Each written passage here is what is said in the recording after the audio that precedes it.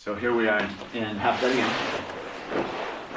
And this time when we land here or here, okay, with our upper body control, my opponent instead moves his hook a little, his hips a little, and makes a hook.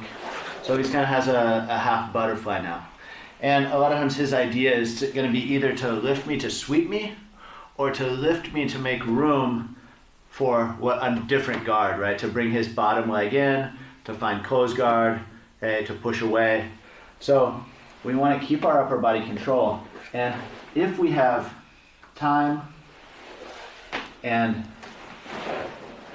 the moment, we're going to come and try to find the same heavy passing position. And this goes to understanding how sweeps work. So typically, my opponent wants to put my hip over his hip, okay? And his lower body, okay, his legs, his hips, are responsible for breaking my connection to the floor.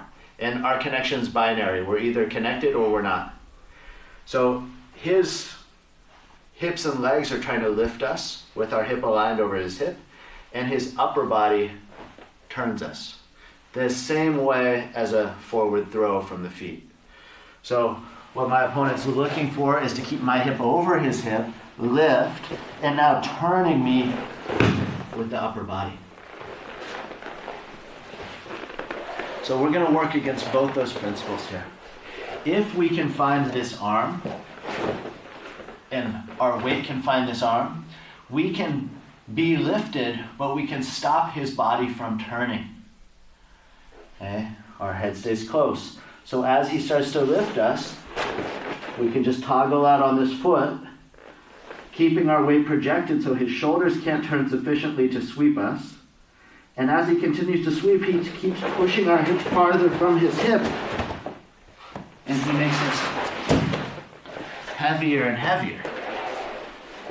However, the moment where we can capture this arm is very small if we don't already have it.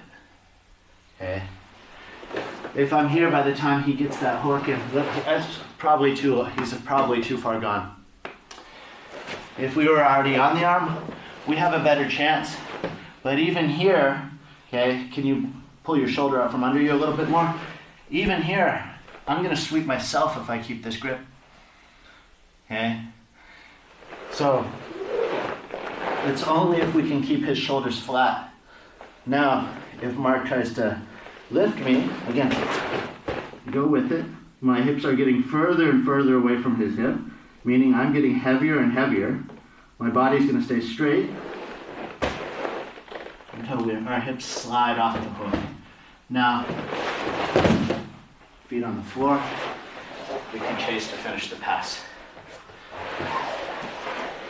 So here's the technique, or here's our idea.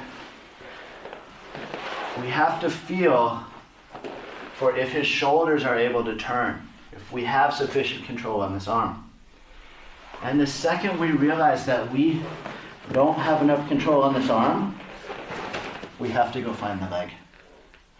Because the leg is where the majority of his lift, the bottom leg, the non-hooking leg, is where most of the lift is coming from. Remember, it's here.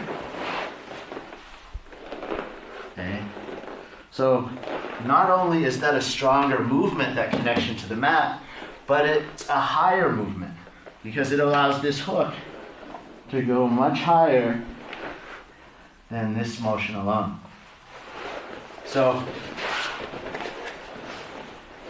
any time when we've been beaten and later we can force directly to this position, we don't have to wait and use this as a counter.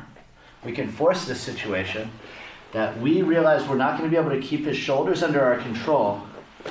We go find the leg. Okay, we can find this grip on the outside. We can find a palm away grip on top, which I think is typically harder, or a palm facing us grip on the inside. Okay, and from this position, our head goes to the floor. We're now going to tripod our weight. Okay, and every time my opponent tries to sweep, I'm going to pull that leg. Try to sweep me? No way. Every time he tries to re-guard me, I'm going to push that leg. Okay, and I'm going to keep my weight over my opponent here.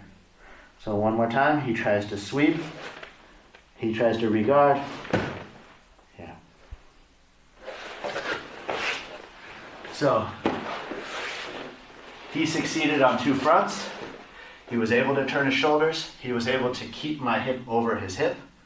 So now we kind of have to unplug and disconnect his power source there. So we have to not allow that bottom leg to connect to the floor. And then we'll be able to maintain our top position.